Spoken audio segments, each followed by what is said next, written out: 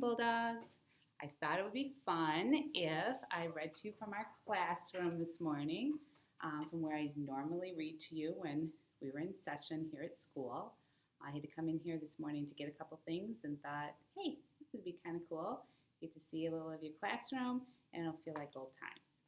All right, so we left off last when the boys had started their first day of seventh grade, and Mike and Crash were giving, Penn a hard time. Again, Penn doesn't really realize it, but they're still giving him a hard time. And then what took their focus off Penn was this new girl, or they're not sure if she's new or if she's someone who was there before and they just don't recognize her because she's very, very pretty. So we'll see what happens. Chapter 10. She was standing by herself. We moved a little closer to get a better look. Teacher? I said. Nah. Lost? She thinks this is the high school? Nah, she's got to be one of us. Which was hard to believe, but not impossible. Every once in a while, a girl will come back from summer vacation, and she's not just a little different, a little better. She's like, whoa. There's a girl in college now who is still a legend around here. On the first day of school, her homeroom teacher refused to believe she was who she said she was. She got sent to the principal's office. The principal, the secretary, the nurse, and the janitor, none of them believed her. She had no ID. She wasn't allowed into the class until her mother brought in her birth certificate to prove she was who she said she was. So we stood there thinking of girls from last year and trying to imagine how they would look if they went suddenly, whoa. Mike suggested Andrea Tarplay. No way, I said. She doesn't look anything like Andrea. He punched my arm. That's the point. If it is her, she won't be looking like Andrea anymore. I studied her some more. Absolutely not. We went through other names. Rita Mazzelli, Julie Stein, Michelle Pratt. Hold it, I said. I put my hands like a telescope and peered through. It's Michelle. Mike made his own telescope. I don't think so. Look, she's all by herself. If it was Michelle, she'd be with her friends. Even they don't know it's her, I said. I'm going over. Going over? What are you going to do? I don't know. Say hello. I started over. Mike trailed, whispering, You ain't interested in girls yet.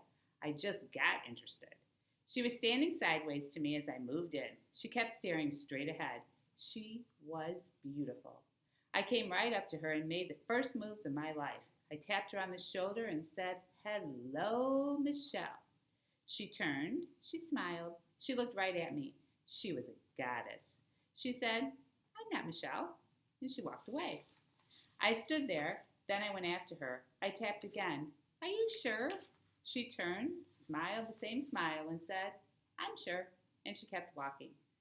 The bell rang. The door opened. The cattle stampeded. Behind me, Mike was choking on laughter. I went the rest of the day checking out the girl. So did 100 other guys. She was right. She isn't Michelle Pratt. Her name is Jane Forbes. She moved here from Wilmington. She's in 7th grade. I ate lunch with Mike. We spotted her in the salad line. She still seemed by herself. Think she'll go out for cheerleading, Mike asked me. In the morning, the principal had announced sign-ups for football and cheerleading and other stuff. If she doesn't go out, I said, they'll come after her. You're lucky, he said. You're a running back. I'm a grunt. She ain't never going to notice me. Mike is a lineman. I'm a fullback. While he's buried in a pile of bodies, I'm crossing the goal line. Last year, they made me sit on the bench with the other 6th graders. This year, nothing is keeping me off first string or out of the headlines.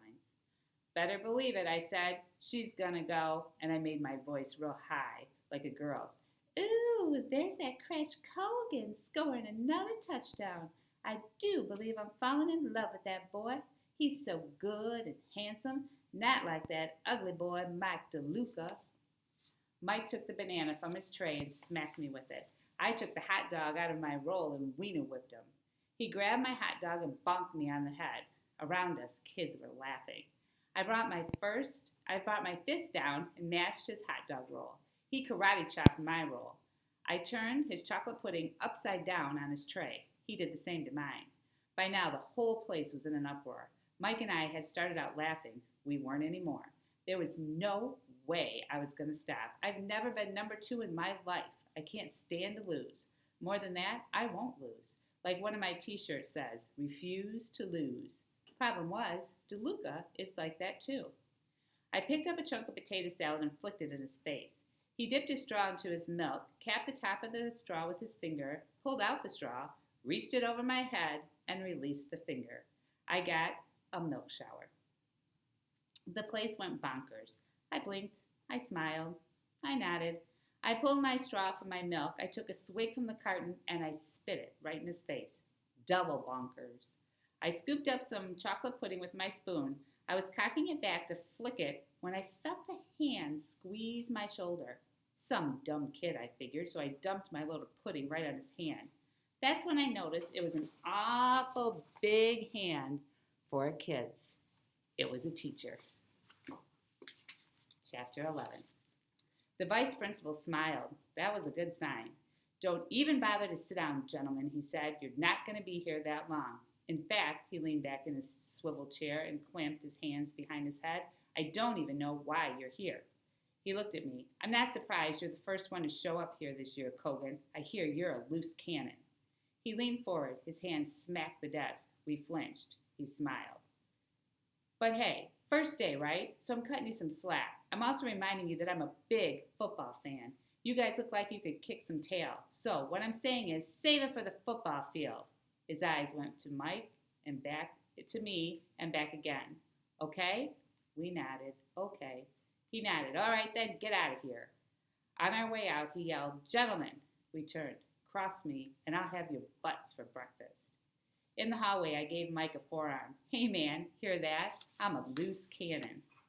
After school, we met at my locker and headed for the gym. We picked up other football kids along the way. We were all itching for action. We started thumping each other, juking, throwing body blocks. And then the quarterback, Brill, showed up with a football, and you know we had to get a scrimmage going right then and there in the hallway. Down to the water fountain and cut to the science lab, passes, tackles, pile-ups. Even down the stairway, others were heading for the gym, hockey players, cheerleaders, even Webb. I nudged Mike. You believe it? He played midget football one year. Mike grinned. Maybe he's going out for fullback. Football, field hockey, cheerleading, everybody was milling around the gym, high-fiving, kicking the football. Mr. Tallinger, the athletic director, blew a whistle and yelled, All right, listen up. Football here, field hockey there, cheerleading there. Do it. Mike and I climbed into the bleachers with the rest of the footballers. The field hockey girls took the bleachers on the other side of the gym. At the end, under the scoreboard, were the cheerleaders. Mr. Latner, the head football coach, came out. Us football players all jumped up and pumped our fists and went, ooh, ooh, ooh. The coach grinned and pumped us one back, and we went wild. Then he started talking to us, the usual stuff about parents' permission and physical exams and things like that. All of a sudden, DeLuca jabbed me hard with his elbow. Hey, I growled. I was ready to crack him. Look, he whispered. His voice was straining and squeaky. He was pointing to the end of the gym under the scoreboard. I looked. I figured I knew what he was talking about. Jane Forbes. Sure enough, there she was, a beauty among beauties. And then I knew she wasn't the one he was pointing to after all. It was somebody who wasn't even pretty, but who stood out 10 times more than the girl from Wellington. Penn Webb was going out for cheerleading. All right, we are going to stop right there. I hope you enjoyed reading from the classroom, and have a great day, and I'll talk to you soon. Bye.